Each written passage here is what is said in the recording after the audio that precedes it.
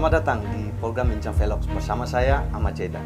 Pemirsa, tema kali ini adalah radikalisme dan ideologi Pancasila. Tentunya hari ini kita akan membahas secara lebih mendalam apa itu radikalisme, bagaimana faham ini masuk dan berkembang di tengah masyarakat.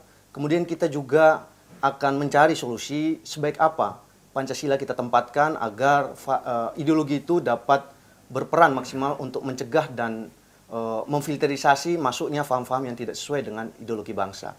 Untuk itu, kita telah kedatangan dua orang narasumber. Mungkin yang pertama saya perkenalkan, Deputi Komunikasi dan Informasi Badan Intelijen Negara, Pak Wawan Purwanto. Selamat datang, Pak Wawan. Ya, terima kasih, Mas. Apa kabar, Pak? Alhamdulillah, baik. Ya, Pak, barangkali tips singkat, saya lihat Bapak ini agenda sibuk di tengah pandemi ini, kira-kira apa tips singkat kepada pemirsa agar dapat sehat, tapi juga terlindungi dari COVID-19? Ya, kita minum vitamin, sayur-sayuran, serta juga kita berpikir positif, insya Allah sudah sehat. Ya, baik, jadi memang pertama kita juga harus berpikiran sehat dulu, Pak ya. Ya. Baik, kemudian narasumber kedua ada pengamat terorisme, Pak Ridwan Habib. Selamat datang, Pak. Ya, terima kasih. Baik, alhamdulillah sehat. Baik. Mungkin kita mulai dari pertanyaan pertama, saya ingin meninjau ini dari tinjauan akademis. Kira-kira Mas Ridwan, Ya. apa sih radikalisme itu definisinya seperti apa? Kalau kita bicara definisi, ada 141 sebenarnya definisi tentang radikalisme. Dan para ahli sering berdiskusi tentang mana yang paling benar. Tetapi kalau kita kontekskan dalam undang-undang yang sudah ada, di Undang-Undang 5 tahun 2018, radikalisme yang berbahaya tentu konteksnya adalah yang mempunyai intensi politik untuk mengganti ideologi negara. Nah, dalam konteks ini tentu berasal dari mana-mana, bisa dari radikalisme. Kita ada istilah radikalisme kanan yang berasal dari ideologi agama, tidak cuma satu agama ya. Ada juga yang kita sering sebut dengan radikalisme kiri, yang juga berasal dari faham-faham di luar Indonesia. Dan sekarang ada istilah baru kan radikalisme lainnya, gitu, atau yang sering kita sebut dengan separatisme itu. Jadi sebenarnya definisi tunggalnya para ahli belum satu pendapat, karena banyak yang bilang redik atau kembali ke akar itu kan sebenarnya baik-baik saja. Kenapa kemudian kita menjadi panik dengan radikalisme? Tentu kalau kita bicara dalam konteks itu maka tidak ada masalah. Misalnya dalam konteks seorang muslim misalnya sholat tepat waktu, membaca Al-Quran itu juga radikal secara individual. Tetapi kalau kemudian radikalnya kemudian dibawa menjadi radikalisme politis, masuk ke ranah terorisme. Dengan pemikiran dia, kemudian menganggap orang di luar pemikiran dia itu yang salah. Jadi dengan begitu kemudian dia masuk melanggar undang-undang yang sudah ada. Ya, baik. Jadi radikalisme ini bisa kita simpulkan bahwa memang ketika dia sudah menjurus ke kekerasan, nah ini yang perlu jadi perhatian kita. Kemudian Pak Wan, intelijen selama ini menanggapi radikalisme itu seperti apa? Maksud langkah-langkah yang sudah dilakukan oleh BIN sendiri, Pak? Ya, Badan Intelijen Negara tentu bagaimana berupaya merangkul mereka untuk kembali kepada NKRI. Sikap-sikap individu silahkan, ya. Tapi ketika itu sudah masuk kepada ranah publik, lantas juga menyerang yang lain, hate speech, mempersalahkan yang lain dengan cara-cara yang kekerasan, pelanggaran pidana, serta juga ingin menghancurkan peradaban yang ada, maka ini harus di-stop. Artinya harus diingatkan supaya pelanggaran-pelanggaran seperti ini tidak lantas menjadi isu-isu pembalasan. Karena pasti cepat atau lambat, pasti ada pihak-pihak yang resisten. Dan akhirnya kalau ini beradu, dampaknya luar biasa, kerusakan yang ada.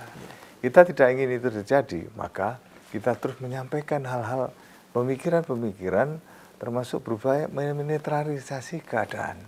Bahwa pemahaman-pemahaman yang lantas bertabrakan dengan undang-undang yang secara resmi ada di Indonesia, maka ini ada sanksinya. Itu yang harus dikenalkan. Maka selalu kita sampaikan kepada mereka-mereka, saudara-saudara kita itu yang kebetulan berpaham radikal, berpaham pada suatu aksi-aksi kekerasan, pemaksaan kehendak. Kita ajak supaya mereka juga membaca perundang-undangan yang ada. Di mana bumi dipijak, di situ langit dijunjung. Maka akhirnya supaya paham, tidak ada istilah kriminalisasi. Tidak. Semua berbasis pada suatu bukti fakta, saksi, keterangan ahli, dan baru dilakukan satu penindakan.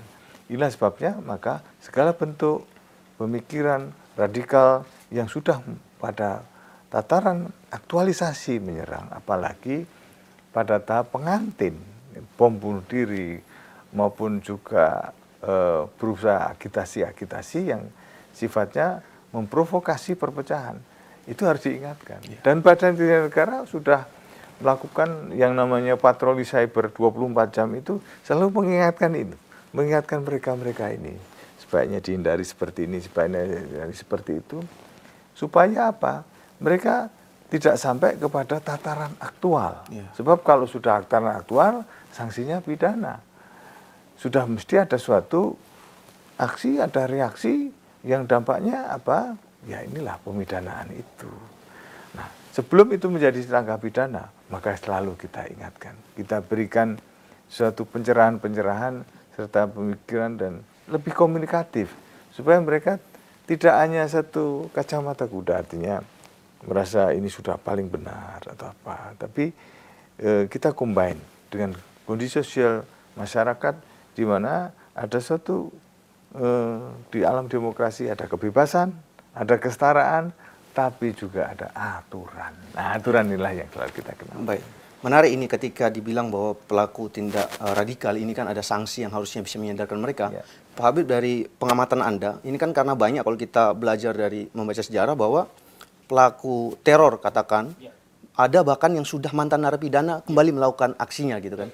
Itu kira-kira apakah sanksi yang selama ini kurang berat atau bagaimana kira-kira Anda mengamatinya? Ya, saya kira proses deradikalisasi itu bukan waktu yang singkat. Saya kebetulan tesis kami di S2 Kajian Intelijen UI meneliti tentang itu, tentang bagaimana kegagalan penggalangan, kegagalan deradikalisasi di dalam lapas. Dan salah satu kesimpulannya adalah karena memang pendampingan itu hanya selesai di lapas. Jadi begitu keluar dari lapas, banyak yang kemudian tidak terpantau. Dia berpindah lokasi, berganti nomor handphone, kemudian petugas dari BNPT maupun dari Kumham itu kemudian tidak bisa menjangkau lagi. Nah, ini yang kemudian terjadi beberapa kali residivisme. Misalnya kasus bom Tamrin, kasus Yayat di Bandung, kemudian kasus Gereja Surabaya, walaupun tidak dibantu secara langsung ya dari pihak ketiga. Dan ini saya kira juga jadi tantangan, terutama bagi Badan Intelijen Negara tentu yang mempunyai metodologi yang sudah baku, bagaimana kemudian bisa kalau menurut saya melingkupi semua program deradikalisasi itu. Jadi tidak hanya sekedar dilakukan oleh BNPT, tetapi harus dalam kendali juga oleh Badan Intelijen Negara. Karena resources kemudian jangkauannya jauh lebih besar. Baik. Mungkin saya kembali lagi ke Pak Wawan. Ini pelaku kelompok radikal ya. Karena mereka ini kebanyakan di Indonesia kita temukan mereka kebetulan membawa-bawa nama Islam. Artinya seakan-akan ketika ada penegakan hukum kita mengkriminalisasi umat Islam.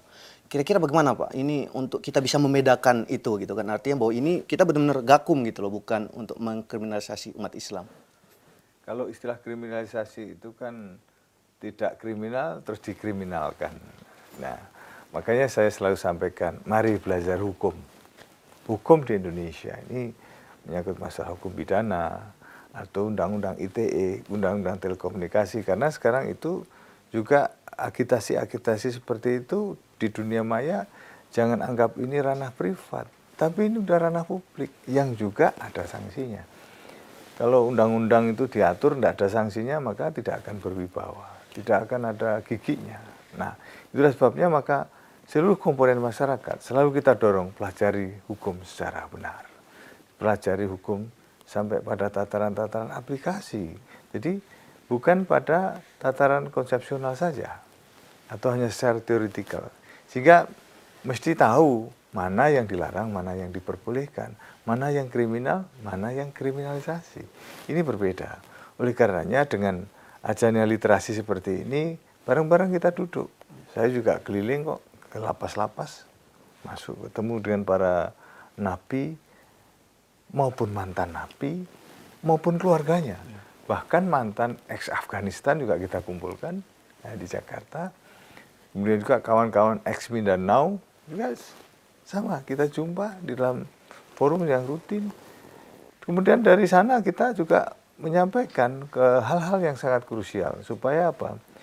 Mereka-mereka yang sudah keluar dan sudah sadar, kita akan ajak bincang-bincang nanti di dalam pendidikan kemasyarakatan. Kenapa dia bisa terjerumus ke sana dan kenapa sekarang menjadi balik? Ini semuanya adalah juga mengenalkan ranah publik. Jadi tidak salah paham, seolah-olah kita kejam, memerangi agama tertentu, memerangi penganut tertentu. Tidak. Kita berdiri pada atas suatu tatanan aturan di mana ini berlaku untuk semua pihak. Apapun yang namanya teroris, definisinya juga ada di Perserikatan Bangsa-Bangsa, mengancam seseorang, melakukan aksi menakutkan baik fisik maupun psikis, itu masuk teroris. Tidak peduli di agama apa saja, itu tetap masuk kategori itu. Jadi kita tidak membedakan ini umat tertentu, oh tidak. Jadi prinsipnya adalah bagaimana secara universal itu semua paham bahwa niat kita adalah niat bagaimana supaya penegakan keadilan itu di muka bumi, apalagi di bumi Indonesia, bisa terjemahkan dalam upaya melindungi segenap bangsa dan seluruh tumpah darah, menjaga keselamatan rakyat. Nah itu tugas kita. Oleh karenanya, siapapun yang menyerang si pihak ketiga dengan dalih apapun, tidak dibenarkan. Kita tidak boleh main hakim sendiri. Kalau ada dendam kesumat akibat perseteruan di suatu wilayah, dalam konteks apapun termasuk agama, maka kembali ke koridor hukum. Itu. Jadi intinya hukum harus kita jadikan panglima, Pak ya. Baik, saya mungkin kembali ke Mas Ridwan Habib. Ini kita di tengah pandemi COVID-19 ya. Tapi kita ketika melihat bahwa banyak sekali terjadi tindakan-tindakan radikal, bahkan beberapa kali penyerangan Wakapolres, dan banyak juga penangkapan kelompok teroris di tengah pandemi ini. Apa tanggapan Anda? Ataukah ada motif-motif baru juga di tengah pandemi yang dimainkan oleh kelompok radikal ini? Iya, bagi kelompok teror ya, terutama Jamaah Ansarud Daulah, situasi corona itu justru mereka gunakan maksimal untuk kaderisasi. Bahkan mereka juga mengambil celah di mana aparat itu lengah. Karena aparat ini kan sekarang terbagi tugasnya. Ada yang ngurusin corona, menyiapkan rumah sakit darurat dan seterusnya, sehingga mereka mengambil gap security gap itu. Mereka memanfaatkan kelengahan aparat untuk merancang serangan-serangan. Seperti Daha Selatan, kemudian Karanganyar, itu bagian dari upaya mencari kelemahan aparat di saat era pandemi.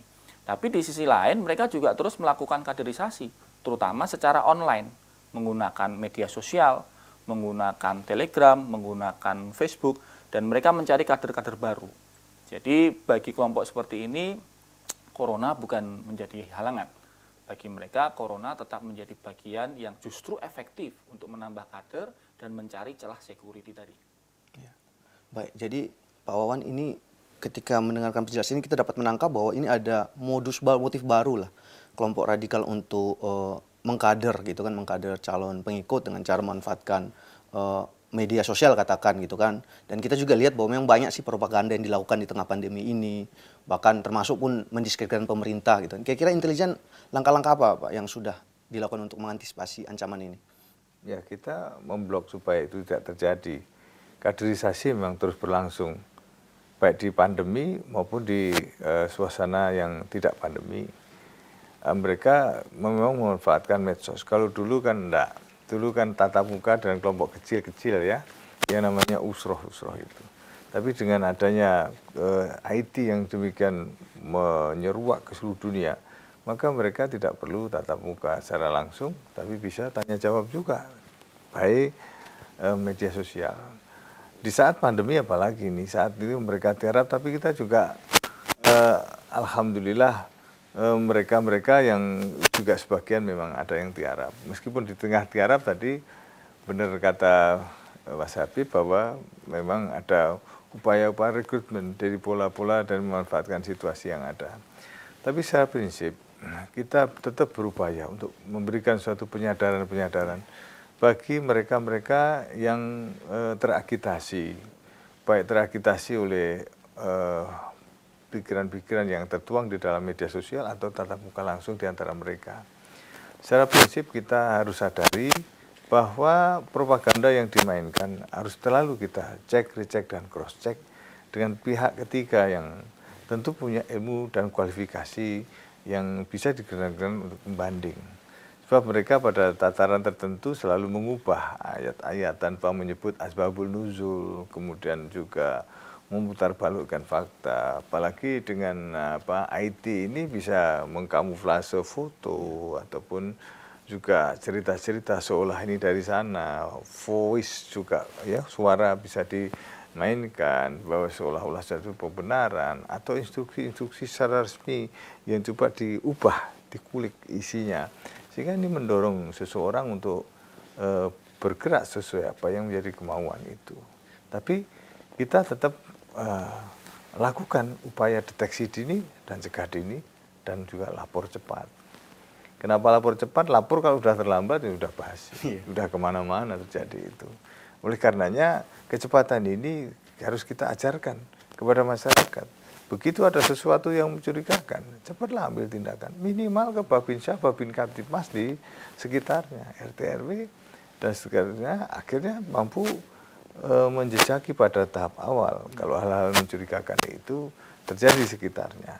Ini semua adalah bagaimana supaya masyarakat tetap memberikan satu sense of security.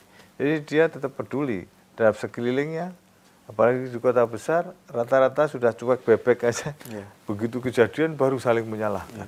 Baru selalu menuding si A, si B dianggap tidak siap. Padahal dirinya sendiri itu di depan hidungnya dia terlalu asik dengan dirinya sendiri.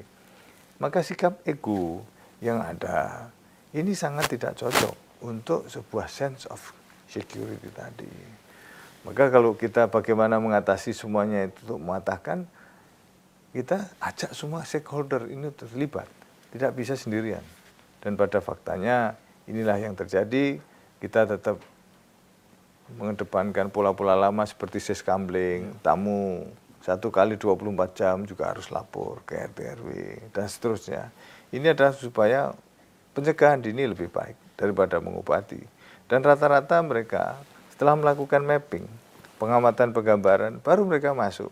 Terutama daerah-daerah yang lengah atau longgar sekali pengawasannya atau saling tidak peduli, alias di kota besar rata-rata cuek. Inilah yang dimanfaatkan oleh dia untuk masuk. Maka sebaliknya, kita dalam mengatasi ini berpikir seolah-olah kalau kaku dari teroris, apa yang akan kalian lakukan? Nah itu sebagai counternya. Mudah-mudahan ini sebagai sebuah pencerahan supaya ke depan kita bisa lebih mampu menutup celah itu. Jadi saya mungkin pertajam sedikit lagi untuk sense of security ini. Bagaimana sih caranya, kira-kira tipsnya singkat Pak? Agar masyarakat ini kita lihat kan selama ini terjadi selalu pengulangan begitu kan, ketika ada ancaman orang akan siaga, tapi setelah itu lengah. Gimana caranya agar tidak terjadi pengulangan gitu?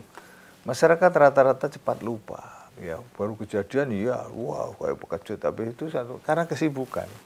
Karena begitu dinamisnya keadaan, dinamisnya persoalan sehingga berita ini yang menggelegar tertutup oleh berita yang lain. Ini semua karena pengaruh dari media sosial yang terus kejadian beruntun dari berbagai wilayah.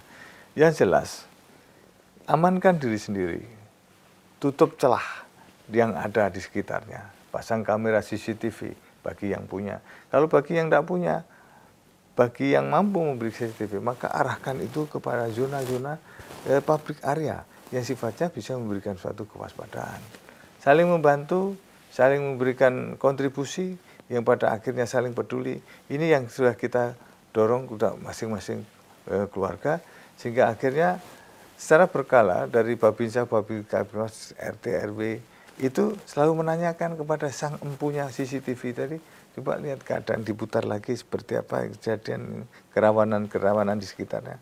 Kalau itu semua teratasi, ada kepedulian dari masyarakat yang terbawah, insya Allah nanti akan mengerucut makin ke atas, ini menjadi terbentuk menjadi sebuah habit di mana mereka selalu hidup waspada. Gitu. Baik, menarik ini. Mungkin saya kembali ke Pak Ridwan Habib terkait ideologi Pancasila sebagai ideologi negara kita kan.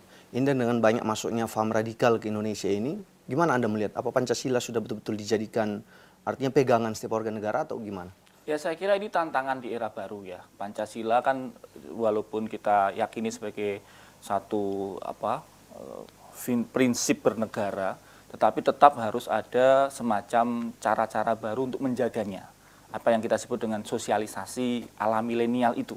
Karena kalau tidak, maka Pancasila akan dianggap sebagai doktrin di buku-buku, figura, semboyan yang kuno, sehingga adik-adik kita, anak-anak muda, generasi Z ya, yang lahir setelah tahun 98 ke atas, itu menjadi bingung bagaimana hidup berpancasila yang benar itu.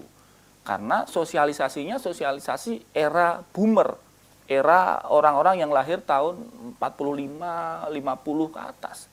Nggak ada, ini ada gap generasi di situ. Jadi ya saya kira perlu diubah. Bagaimana menanamkan keyakinan Pancasila itu pada adik-adik generasi muda itu. Salah satunya tentu dengan media sosial.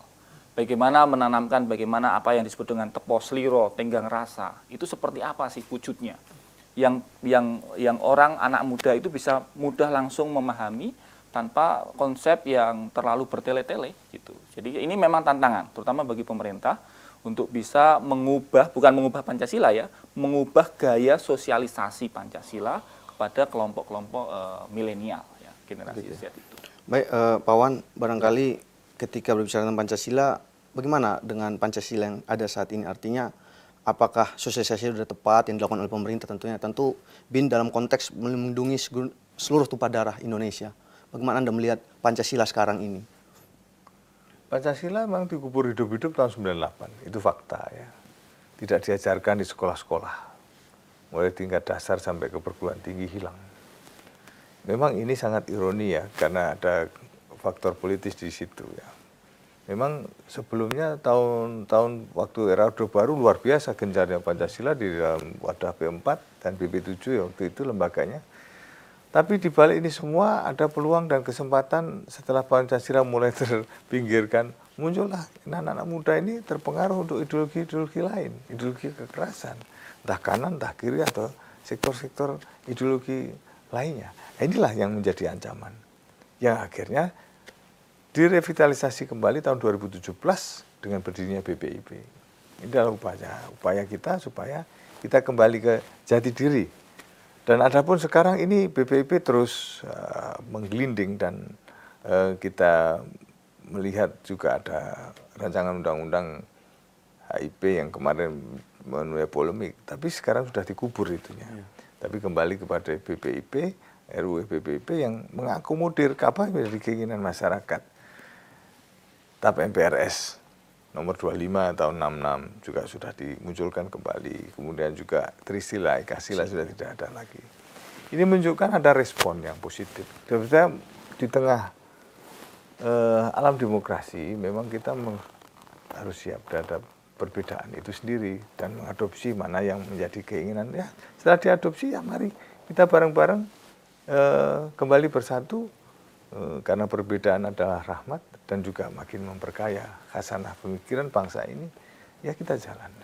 Yang paling utama adalah bagaimana menciptakan situasi ini supaya tetap dalam kondisi stabil. Tidak lantas hanya akan membenturkan satu sama lain yang dampaknya justru akan membuat pihak ketiga yang diuntungkan. Sementara kita akan merapatkan atau mewujudkan sebuah ukhuwah ini sesuatu yang tidak mudah, maka ada Bhinneka Tunggal Ika. Pada kenyataannya kita memang berbeda-beda, tapi tetap satu tujuan, yaitu masyarakat adil makmur berdasarkan Pancasila. Nah, dengan adanya selalu didengungnya Pancasila kembali, maka nantinya karena eranya tidak lagi era seperti zaman Orde Baru di mana bisa indoktrinasi, tapi sekarang dengan pola digital.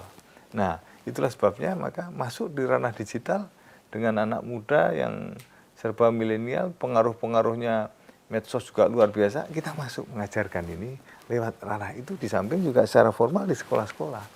Maka teknologi tetap harus dikuasai untuk bagaimana ideologi Pancasila tetap terpatri dalam hidup dan kehidupan masyarakat, berpacu dengan perkembangan, tidak boleh tertinggal. Minimal teknologinya mungkin lebih cepat, nah kita aturannya mengikuti. Tapi selama masyarakat tadi tercerahkan oleh ideologi yang ada, maka ketika masuk ajaran atau ideologi di bidang kekerasan, itu tidak akan tertolak. Karena sudah dibentengi oleh ideologi yang selalu kita semburatkan di sanubari mereka. Maka ini perlu kerjasama seluruh elemen stakeholder yang ada. Baik, gitu. terkait itu Pak, barangkali sebagai closing statement Bapak, Ya. ini bagaimana himbauan Bapak kepada masyarakat, khususnya generasi muda, agar dapat mengaplikasikan nilai-nilai Pancasila dalam kehidupan sehari-hari, gitu kan, guna mencegah penyebaran paham radikal dan intoleran yang semakin masif akhir-akhir ini. Anak muda harus mau belajar sejarah, karena sejarah itu akan membuktikan dan fakta akan berbicara. Selama kita meninggalkan ideologi Pancasila, apa yang terjadi? Itu pasti kegoncangan-kegoncangan. Karena apa? Elemen-elemen politik bertarung di situ. Dan dampaknya yang tidak ada alat pemersatu. Alat pemersatu ya Pancasila itu. Karena semua memperadai kasanah pemikiran dan perbedaan. Kebinekaan itu memang keniscayaan. Tapi dengan adanya di persatuan yang ada di sila ketiga, persatuan Indonesia, religi juga diwadahi, kerakyatan juga ada, demokratisasi juga ada, kemanusiaannya ada, keadilan sosial ada, maka disitulah kita ada suatu aturan-aturan yang menjadi perekat. Nah inilah jangan ditinggalkan. Generasi muda tetap melihatlah itu sebagai sebuah nilai-nilai yang baik kita ambil, yang kira-kira kurang baik dari peristiwa sejarah, coba kita evaluasi. Tapi secara prinsip, pengalaman adalah guru yang terbaik. Anak muda yang mau belajar dari pengalaman-pengalaman generasi selanjutnya, insya Allah akan menjadikan Indonesia ini makin kuat, makin bijak, makin disegani oleh kawan maupun lawan. Demikian. Berarti intinya jas merah, Pak Wan ya, jangan sekali melupakan sejarah. Betul. Baik, Pak Habib, sebagai closing statement, kira-kira masukan Anda selaku pengamat kepada pemerintah, seperti apa untuk Pancasila ini agar dapat semakin dipegang lama anak muda kita, apa yang harus dilakukan oleh pemerintah? Ya, yang pertama harus kita ingat bahwa kelompok radikalisme teror itu adalah kelompok yang selalu dinamis, ya. Mereka selalu belajar dengan keadaan, mereka berusaha selalu mendahului aparat keamanan, termasuk mereka selalu mencari cara-cara baru untuk mensosialisasikan ideologi mereka. Karena itu, kalau pemerintah juga tidak dinamis, pemerintah tidak adaptif dengan itu, maka pemerintah akan tertinggal. Saya ambil contoh misalnya bagaimana kajian radikal di YouTube, viewernya bisa hampir 1 juta view. Siapa yang mengisi di situ? Orang tokoh Hizbut Tahrir Indonesia yang sudah jelas-jelas dibubarkan oleh pemerintah. Mari kita bandingkan bagaimana tema-tema Pancasila di YouTube. Sangat sedikit viewernya. Jadi karena itulah media sosial terutama menjadi salah satu garda depan yang penting dalam kompetisi ideologi menjaga marwah dan martabat Pancasila di Indonesia. Terima kasih. Baik. Barangkali demikian bincang Velos kali ini. Terima kasih Pak Wawan dan Sama-sama. semoga apa yang kita bicarakan ini dapat bermanfaat bagi masyarakat. Baik pemirsa, demikian bincang Velos kali ini. Saya Ahmad Zaidan, sampai jumpa.